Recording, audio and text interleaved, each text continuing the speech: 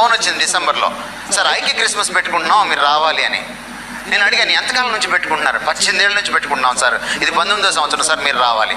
ఇంకా అది కాక అంతకుముందు ఎవరెవరు స్పీకర్లు వచ్చారు, పెద్ద పెద్ద స్పీకర్లు అని చెప్పారు. అంటే నన్ను ఇన్స్పైర్ చేయడానికి ఆయన పాపం తంటాలు పడుతున్నాడు అనమాట. అప్పుడు నేను ఆయన ఒక ప్రశ్న అడిగాను, ఆయన ఊహించిన ప్రశ్న. 18 ఏళ్ళ నుంచి ఐక్య క్రిస్మస్ పెట్టుకున్నారు కదా, మీకు ఐక్యత వచ్చిందా అని అడిగాను.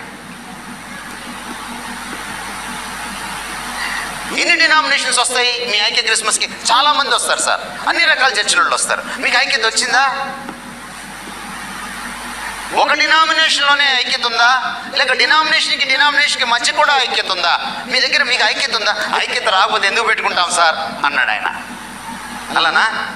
మరి మీరు ఒక కులం అబ్బాయిని ఇంకొక కులం అమ్మాయినికి ఇస్తున్నారా అని అడిగాను. ఆయన జానీ జానీ ఎస్ పాపాలో రైమ్లో స్టోరీ లాగా